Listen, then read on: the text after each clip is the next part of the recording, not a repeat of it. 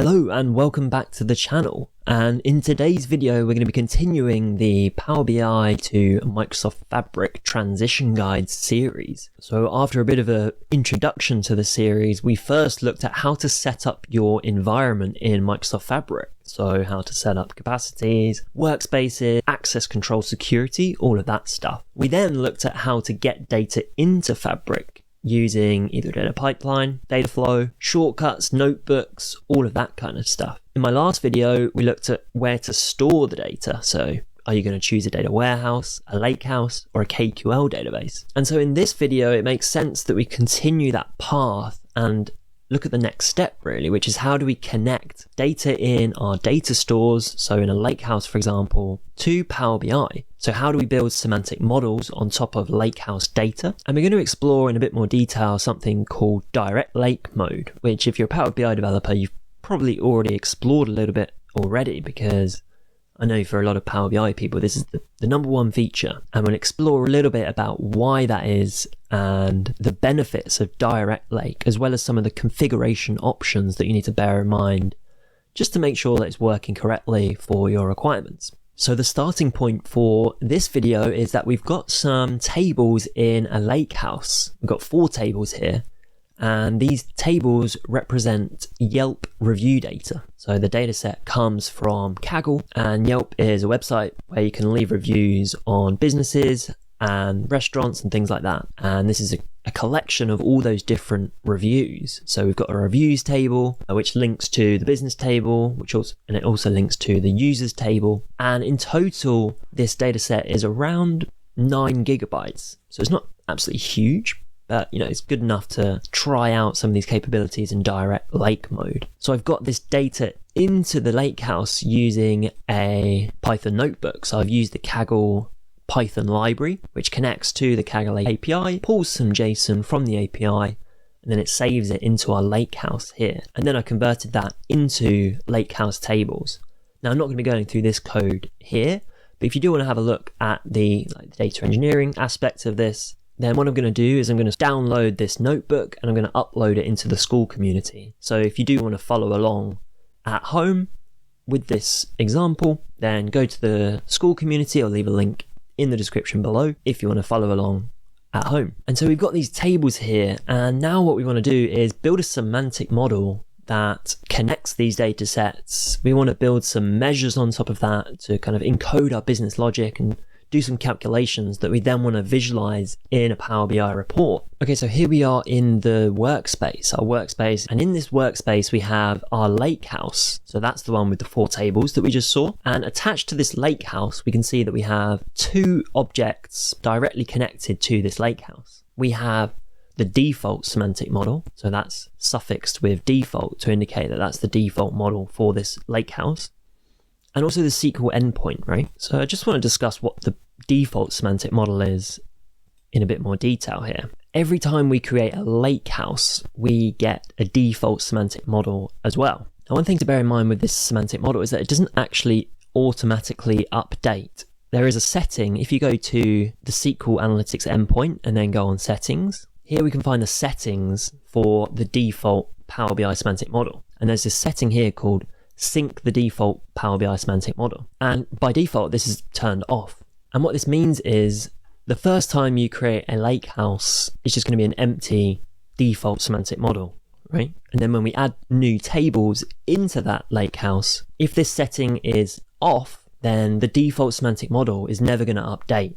We need to manually sync it, right? So that's something to bear in mind. If you're connecting to this default semantic model in Power BI, and you realize it's empty, that's probably the reason. And so because of this, and for a few other reasons, what I would recommend is just to kind of avoid that semantic model default. If you want to build a semantic model, what I'd recommend is you create a new one. So what we're going to do is go into the lakehouse and click on this new semantic model. And then what you'll get is the tables in our lakehouse down here to select from. And if you can't see all of them, then you can just click on this refresh button and it brings in any new tables that you've recently created. So we can give our semantic model a name like Yelp analysis model, and you can select which tables you want to bring into this semantic model. So I just want to bring in these 3. and then I'm going to click on confirm. Okay, so here we are in the modeling view, which you'll be familiar with if you're coming from a Power BI background. And we've got our 3 tables here. And what we can do is, if we just hover over them, then we can see, for example, this reviews table is using the storage mode of Direct Lake. So if you're not familiar with Direct Lake, then this is a new connection mode that we have available to us, and it's the default. So if you click on New Semantic Model in Microsoft Fabric, it's going to by default use Direct Lake mode. And what is Direct Lake mode? Well, you're probably familiar with import mode, whereby you bring the data into the Power BI engine, and it enables really quick read time, right? Because the data is right there when you need to read it. And perhaps you've also used direct query mode, which is whereby we don't actually import the data into the Power BI engine, but instead we send out queries to the source database. So it's mostly on databases where this is possible. And this has the benefit that it's always up to date, because when your user goes into your dashboard and needs to view it, then that's when the database is going to get queried, and you're going to get fresh data every time in direct query mode.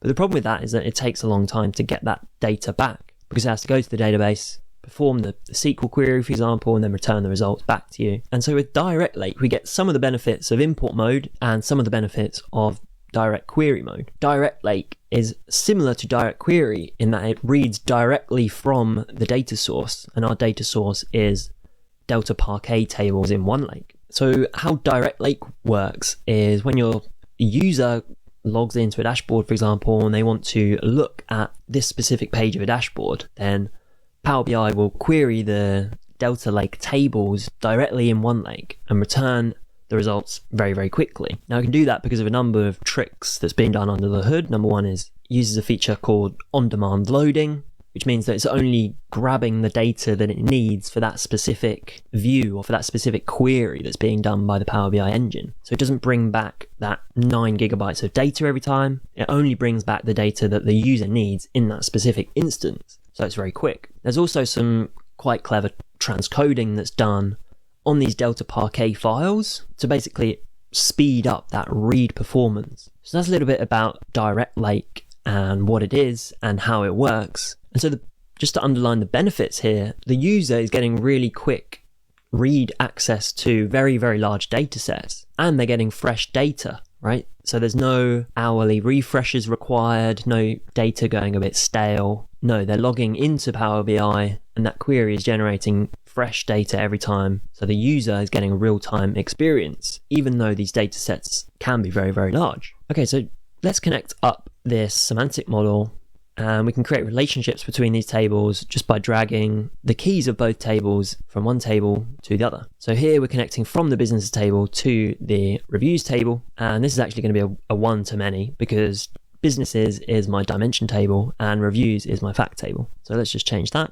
Okay, and we're going to do the same for user ID as well. So from users, it's going to be one to many in this fact table, making sure that the relationships are active and you've got a single cross-directional filter. Okay, so now we have a very simple semantic model. And on top of this, we can do things like create measures, create calculation groups, manage roles, and we can also at this point save this semantic model, and then perhaps you want to load it into Power BI Desktop if you're more comfortable working in the desktop tool, or you can load it into third-party tools like Tabular Editor, DAX Studio, these kind of things as well. So for the purpose of this, I'm just going to create a quick measure.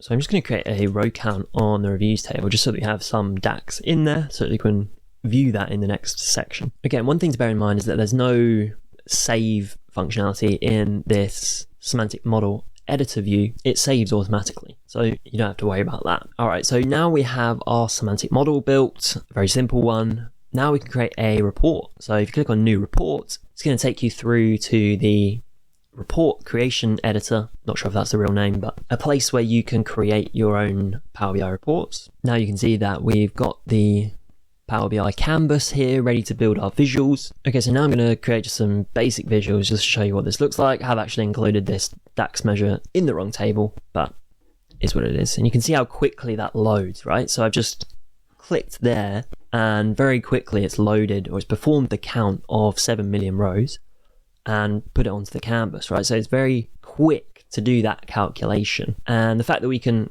analyze 7 million rows worth of data in the service online is pretty impressive, I think. So if we convert this into a chart and then chop it up by business name, now we can look at the number of reviews by business name. So there's over 20,000 reviews in this data set of Starbucks, McDonald's, there's 18,000, Dunkin' Donuts, some big ones there. And so you can begin to build out your Power BI report. Now, this online editor is not very feature rich, so if you're a Power BI developer, you probably want to be doing this in Power BI Desktop. And to begin editing in Power BI, well, you can first save this report.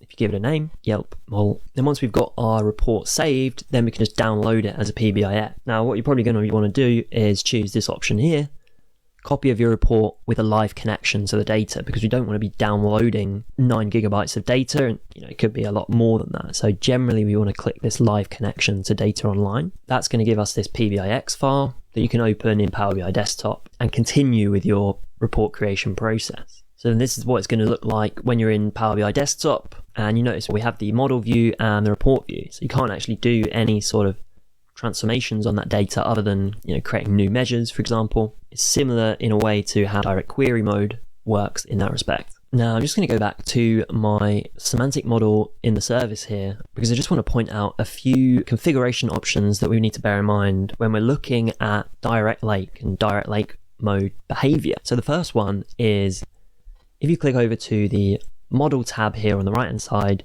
and then you click on this top level semantic model, you'll see the properties pane for that semantic model. And we can see a few different options here. And the one I want to draw your attention to is this direct lake behavior. So there's 3 different options here. We have an automatic, direct lake only, and direct query only. So this behavior is actually alluding to the fallback behavior. And this is explained in a few of the different documentation pieces that they have, and also in this article here by Zoe Douglas. And in general, what fallback means is Fabric will always try to use your direct lake connection mode and get the benefits that you can from direct lake mode, basically until it can't, and then it will fall back to direct query mode. And some of the instances of why that might be is if you've got a DAX query that exceeds the limits on an SKU, or you're using features that are not supported by direct lake, such as SQL views in a data warehouse, then it's going to fall back to direct query mode. And so what this setting does is basically configure what that fallback behavior looks like. So the automatic setting is the default, and it's going to allow direct lake to fall back to direct query if it can't execute in direct lake mode. Now, direct lake only ensures that there's no fallback option. So I don't actually know what that will look like if you've got your behavior set to direct lake only, but you include a SQL view in your semantic model, for example. I presume that it's going to return an error and your report is just going to fail. And the final behavior is direct query only, which will always fall back to direct query, running all DAX queries as SQL queries through the warehouse. Now, this is a really good article here because it goes into a lot more detail about what I've described, and probably describes it a lot better than I have. So I'd recommend that you go to this article here, and I'll leave a link to this in the description if you want to understand fallback behavior in a bit more detail. So now let's go back to the workspace just so we can have a look at some other settings that are quite important here. So if we go into the settings of a particular semantic model that we've got, by clicking on this ellipsis and then the settings here, we can look at some more detailed settings that we have available to us. And the one I want to point out is in the refresh section, this keep your direct lake data up to date. So this is another important setting that you need to bear in mind. So currently this semantic model is set to on. And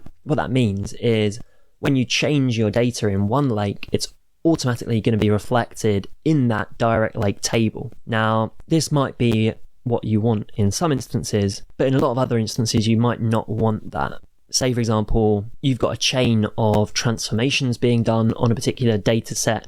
You might not want to refresh the direct lake model until all of those transformations have been done. Otherwise you might get a little bit out of sync. You might get some tables that have updated as soon as they're ready, and other tables might not have passed through a particular pipeline yet. So you might want to switch this one to off and then manage your direct lake semantic model updates at the end of a pipeline. And one way that you can refresh a direct lake table and a semantic model is via the Fabric REST API that you can access via SemPy. And I can leave a link to the documentation if you want to achieve that in a bit more detail as well. But that's just one method that you might use in conjunction with this refresh off button to make sure that your semantic model refreshes at the right time. Again, so the finished result, it's not going to win any awards, but we built a Power BI report and we built a semantic model in Fabric from Lakehouse tables. And one more thing, I just wanted to point out this blog post on fabric.guru by Sandeep Pawar. And it's a really awesome article that talks in more detail about controlling direct lake fallback behavior. And this post was written in November 2023. And the part I want to draw your attention to is a new update, which is this section here, Semantic Link v0.7. So this is a new release of Semantic Link, and it gives us new capabilities to understand what's going on under the hood with direct lake datasets. So in this article, Sandeep basically walks through how we can use Semantic Link to understand our direct lake datasets in a bit more detail. So for example, for each dataset in a workspace, we can understand what the fallback behavior is, whether it's a direct lake dataset, so is it going to fall back? And these are really important things to know about our datasets in our Fabric environments. That's actually quite difficult to work out if you don't have access to this information. He's also provided some more functions that allow us to change the direct lake behavior through Semantic Link as well. So definitely recommend that you check out this article if you want to dive a bit deeper into understanding what's going on in your direct lake semantic models. Now in the next video, I'm going to be going into something that I think is probably the most important thing to get right and the biggest opportunity for you when you're transitioning from the world of Power BI to the world of Fabric. And that is how to get a handle on data validation and data quality. That's very difficult to do in Power BI, but in Fabric, it's now easier than ever. So make sure you watch the next video where I'm going to go through that in detail. Thanks very much for watching. See you in the next one.